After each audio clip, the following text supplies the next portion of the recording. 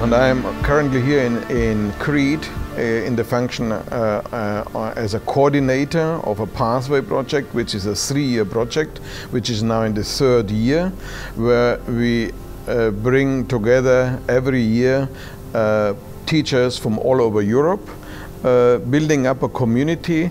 That means this teacher work together for 5 days in this wonderful environment on specific topics. But the common umbrella, the common vision of this working together is inquiry-based learning. That means becoming a researcher, becoming a scientist when solving a scientific issue in a classroom. And one major issue of this pathway project is building up a community of European teachers, of European science. As I understand it, the overall idea was to initiate a number of individual projects as part of the Pathways project to show different dimensions of an inquiry-based science education. And initially, of course, struggling with and clarifying what was scientific inquiry, which they've done, and then transferring those ideas to teachers and having teachers design programs that they think will work in classrooms, and they have done that. And I think they've been very, very successful in showing that, first of all, teachers can develop materials that represent an inquiry-based approach to science education, and that they are just poised to move to another dimension, which would be to implement these programs very widely across the European Union. So we've been invited here by the Pathways project to look at what they've done, to comment on it, to make our critique, and then to make recommendations. We're working in 4 2.5-hour sessions, dealing with different aspects of the project. And so that's the format.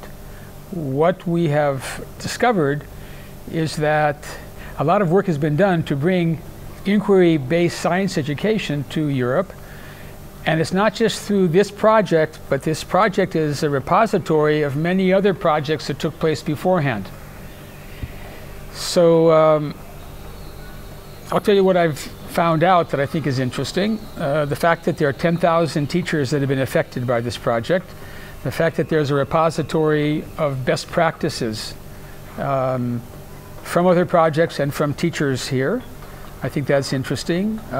Also that there's a summer school where science teachers are able to learn about inquiry-based science education, to get experience in it, and also to get experience with the repository so they can upload their best practices. So I think those are all very interesting and noteworthy.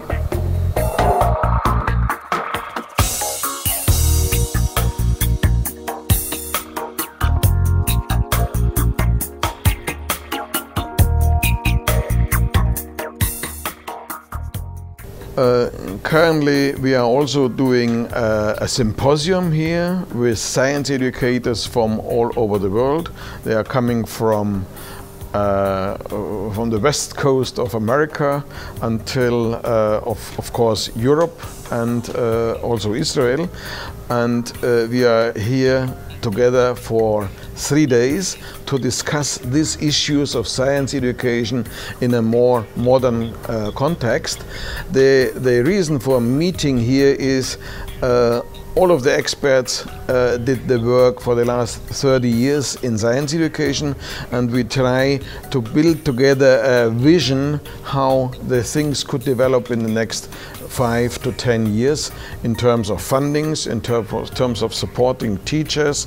So at this point, what we are doing is we have a smaller group that's part of Pathways, engaging in a discussion and kind of focused dialogue and to some degree debate about what might be the next step.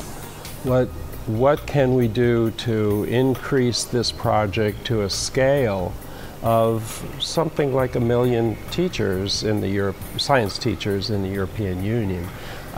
And that's been a pretty focused discussion for a couple of days, and the outcome would be what organization or group might take the next step to implement more widely across the European Union science inquiry as approach to science teaching. Η προσπάθεια που γίνεται εδώ έχει σαν στόχο τη δημιουργία της Ευρωπαϊκής Ακαδημίας Επιστημών, που θα κάνει μια έτσι σημαντική συνδρομή στην διαμόρφωση των εκπαιδευτικών συστημάτων των ευρωπαϊκών χωρών όσον αφορά στην εισαγωγή του ανακαλυπτικού μοντέλου μάθησης.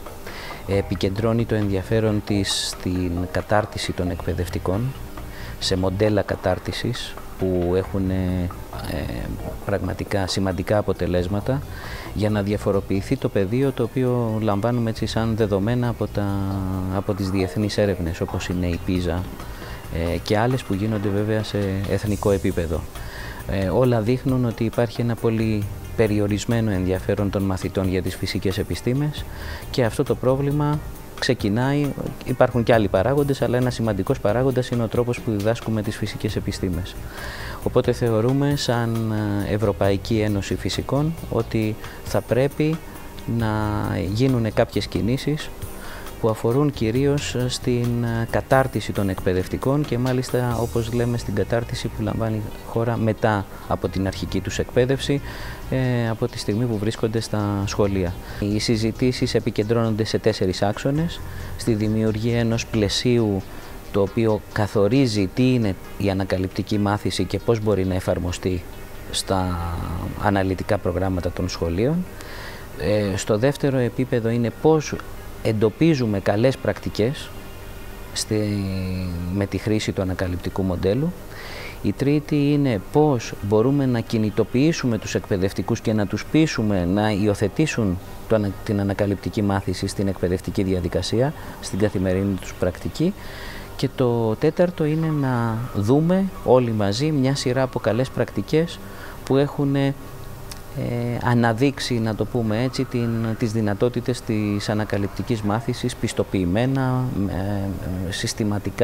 με συστηματική αξιολόγηση έχουν δείξει ότι επιτυχάνουμε καλύτερα μαθησιακά αποτελέσματα.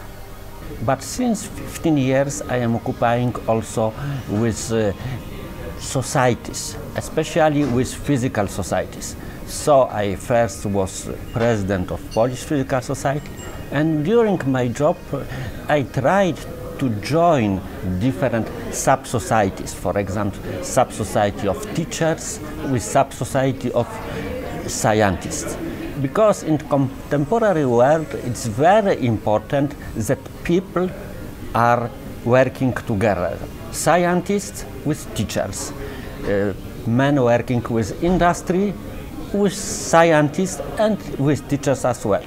So when I was elected president of European Physical Society, I realized immediately that there are not very good connections between teachers and scientists. European Physical Society is mainly society of scientists, and only few teachers belong to society. But in contemporary world, we cannot imagine existence of science without teaching, without promotion of results, without interaction of teachers, scientists, and people which are working for education of pedagogy of education, say. So we have 3 subgroups not strongly interacting. So in such a moment one to try to find solution, and solution is to construct forum on which the 3 groups interact, meets, discuss, and are coming to common conclusions. And such an idea, it's old like ancient Greek. It means it's so-called forum or academia. So in a way, in the program of me as president of EPS, as former president of EPS, was to construct forum or academia of education. Academia in the sense of forum on which teachers meet another teachers, but also scientists, and they are discussing common problems. And now, after a few years, it's time to conclude.